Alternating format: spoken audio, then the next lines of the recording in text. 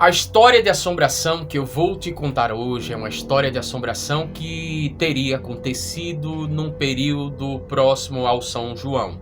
Justamente nesse período, né, que nós estamos passando agora. Eu tô gravando esse vídeo, eu acho que hoje é dia 9, né?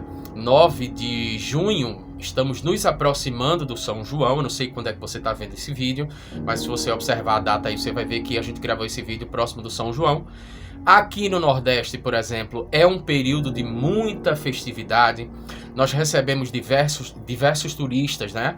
E em algumas cidades, por exemplo, são 30 dias de festa, né? Uma festividade que chega a ser maior aí do que o Carnaval. Uma época que movimenta muito a economia. E a história de assombração que eu vou te contar aconteceu justamente nesse período que nós estamos agora, tá? Essa história, lembrando que ela foi veiculada pela rádio, só para você que está chegando agora, nós estamos ultimamente trazendo algumas histórias aqui para o nosso canal Cine Teologia Cultural, e é um canal que está fazendo pesquisas, né, sobre histórias de assombrações que foram veiculadas pela rádio. Antigamente as rádios tinham programas, né, alguns radioteatros, algumas radionovelas e alguns quadros, por exemplo, que traziam histórias misteriosas, histórias de assombrações.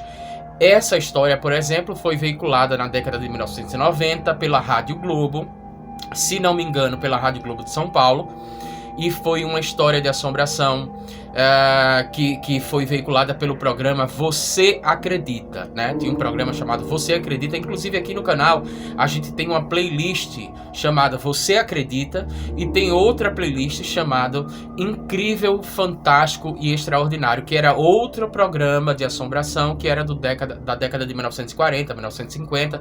Então, se você gosta dessas histórias, é só você dar uma olhada aí. Lembrando que a gente está trazendo aqui para o canal também, a gente começou hoje com uma série de vídeos falando sobre mitologia nórdica e depois a gente vai trazer mitologia celta, porque tem muitas dessas histórias de assombrações que tem alguns elementos que são muito parecidos, muito semelhantes. Então isso é um estudo que eu já estava querendo fazer. Sejam bem-vindos ao canal Cine Teologia Cultural. É um prazer imenso ter você por aqui. Se você gosta de histórias de assombrações, lendas urbanas, lendas rurais, se você gosta de histórias macabras, mal assombradas, você está no lugar certo. Então você precisa se inscrever no nosso canal e ativar o sininho para receber as nossas próximas notificações. E caso você se interesse por histórias de assombrações especificamente de Pernambuco, nós temos um outro canal, que é o Lendas e Causas de Pernambuco. Eu vou deixar o link aqui abaixo. Você pode clicar lá e você pode perceber o quanto que Pernambuco é um estado macabro e, consequentemente, por isso que a gente chama que Recife é a cidade mais mal assombrada do Brasil, porque a quantidade de histórias de assombrações que tem em Recife também é uma coisa absurda, né? Mas vamos contar essa história. Eu falei logo no início desse vídeo que essa história teria acontecido numa época de São João, e você sabe que aqui antigamente existia uma tradição de você soltar balões, né? Os mais jovens talvez não saibam o que é isso, mas os balões, você fazia um balão, eu não sei com que material era, não sei se era com uma espécie de pano, era alguma coisa assim. As pessoas tocavam fogo nesse balão e por causa do ar quente o balão subia e ficava viajando pelo céu. Do ponto de vista estético, digamos assim, isso era um espetáculo bonito, tá? Mas é muito perigoso você soltar balão, tanto é que hoje é crime. A prática de soltar balão foi criminalizada porque esse balão, quando cai, muitas vezes ele cai numa floresta e aí a floresta pega fogo, cai numa casa, por exemplo, de uma pessoa que está dormindo e essa casa pega fogo. Então existe aí uma destruição de propriedade, uma destruição da natureza e acaba sendo uma prática nociva. É importante a gente falar sobre isso. Soltar balões é crime. Mas eu tô explicando esse negócio de balão porque tem a ver com nossa história. A história, na verdade, a gente não conseguiu descobrir qual é a cidade específica, mas eu acredito que tenha acontecido aqui no Nordeste. Isso é uma prática muito comum, né? No Brasil todo, mas no Nordeste em particular, porque o São João é muito forte no Nordeste. E aí eu abro outro parêntese também, por uma questão de curiosidade, porque a prática de balão é provável que tenha sido originada na China, né? Em alguns séculos, século V, século III, se não me engano, antes de Cristo, já existem registros de culturas orientais que soltavam balões, eles chamavam de lanternas antigamente. A gente acha que é uma cultura completamente nordestina, mas a cultura nordestina em si acabou recebendo influência de outras culturas, e é provável que a prática de soltar balões seja justamente uma herança, de certa forma, de uma cultura oriental, né? Isso aí fica um enigma, mas vamos para a nossa história agora. A história é basicamente o seguinte. Numa casa morava uma mãe e 2 filhos, né? Esses 2 filhos eram pequenos, eram crianças, né? Aproximadamente ali 10, 11 anos de idade. E a mãe estava em casa nesse período de São João, junto com as suas crianças, e eles avistaram no céu um balão, na hora que esse balão ia caindo, né?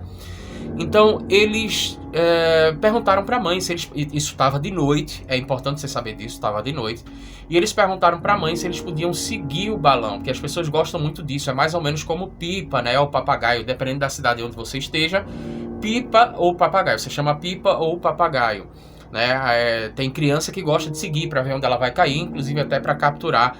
Eles tiveram essa ideia de acompanhar o balão caindo para saber onde é que esse balão ia cair. E o balão já estava fazendo um movimento de descer perto da casa deles. E perto da casa deles, diga-se de passagem, tinha uma mata, era uma região de mata fechada, uma casa meio que distante, né? Distante ali de ruas principais, distante, né, de grandes movimentações urbanas. Então era um pouco afastada essa região. Provavelmente uma região rural. E aí o que acontece é que eles seguiram, a mãe deixou e eles seguiram o balão, né? Vão e voltem logo e tal. E eles foram lá seguir esse balão. E o balão acabou caindo, inclusive, próximo a um rio que passava perto da casa deles. Eles tiveram uma certa dificuldade para chegar nesse local. Foram seguindo, olhando para o céu, né? Seguindo o percurso do balão. Mas entraram numa mata fechada que tinha próximo da casa deles. E lá dentro dessa mata, né, passava um rio cortava essa mata e o balão caiu próximo dessa mata. O mais velho foi tentar pegar o balão, né, tentar inclusive até, porque me parece que esse balão quando caiu ele já estava apagando, já não tinha muito fogo nele, né, então ele foi lá para tentar pegar o balão e o mais novo ficou um pouco afastado. Só que quando o mais velho voltou para perto do mais novo, que tinha ficado um pouco afastado, ele voltou inclusive até segurando o balão, o que indica que esse balão ele tinha uma estrutura, né? Eu não sei se era uma estrutura de ferro, eu não sei que tipo de estrutura era essa, mas a estrutura parece ter ficado intacta. Ele voltou com alguns pedaços desse balão, e quando ele encontra o irmão ainda na mata, ele encontra o irmão mais novo, ele percebe já de longe que o irmão parece estar conversando com alguém. Mas ele não consegue identificar quem é, tá? Então ele vê que o irmão está conversando com alguém, acha aquilo muito estranho, fica um pouco assustado, mas quando ele se aproxima do irmão mais novo, o irmão simplesmente não falou nada, né? E aí, como é que tá esse balão e tal, e tipo como se ele quisesse mudar de assunto. E aí o irmão mais velho ficou mais intrigado com aquilo. Tudo bem, eles foram para casa, o irmão mais velho que tinha percebido o mais novo conversando com absolutamente ninguém, né? Como se ele estivesse falando sozinho, também não comentou nada. Mas quando chegou em casa, né, o irmão mais velho perguntou, e a mãe escutou isso. O irmão mais velho perguntou, você estava falando com quem? E aí o mais novo parece ter ficado um pouco constrangido, um pouco cismado. E ele falou, não estava falando com ninguém. O mais velho perguntou, não, mas eu vi você falando com alguém, como se você estivesse falando sozinho, né? Mas eu não consegui ver ninguém e tal. E aí o mais novo falou o seguinte, olha, eu tava querendo te assustar. Eu não tava falando com ninguém, tá? Você é muito bobo, eu tava querendo te assustar e tal. E aí, tudo bem. O mais velho foi dormir, todos foram dormir. Só que quando o mais novo foi dormir, não conseguia, né? E aí ele se levantou de noite, de madrugada, e a mãe estava acordada. E você sabe que muitas mães, a maioria delas, conhecem seus filhos muito bem, né? Então a mãe perguntou, olha filho, você falou para seu irmão que você estava querendo dar um susto nele, mas eu sei que você estava mentindo. Você quer falar a verdade para sua mãe? E aí foi que o menino falou a verdade. Ele disse que quando o irmão mais velho se afastou para pegar o balão, ele viu um rapaz todo de branco. E esse rapaz se aproximou dele e começou a conversar com ele. E o rapaz explicou, pediu um favor a ele, na verdade. O rapaz de branco perguntou a ele se poderia pedir um favor e ele disse pode. E aí o rapaz de branco disse que ele havia morrido, porque ele tinha uma fábrica de olaria, ele tinha uma olaria ali perto, uma fábrica de tijolos, e ele tinha morrido porque essa fábrica teve um problema que um conjunto de tijolos acabou caindo em cima dele e ele morreu.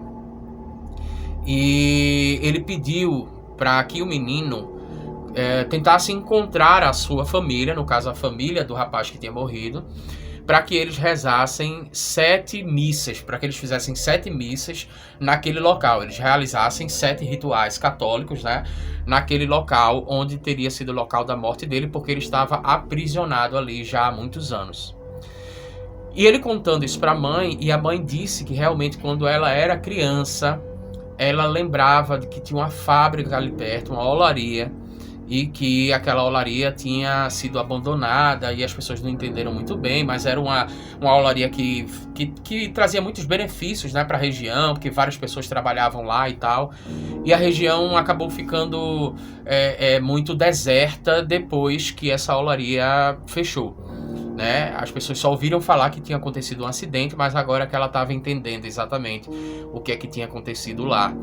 Eles com muito custo procuraram a família desse rapaz, e a família desse rapaz decidiu dar credibilidade a esse relato, foram lá e fizeram as 7 missas, mas ninguém nunca viu esse homem de branco. Quando a sétima missa foi realizada, o menino mais novo estava dormindo de noite e ele se acorda de noite, do lado dele está exatamente esse homem de branco, e a única coisa que esse homem de branco fala para ele é obrigado.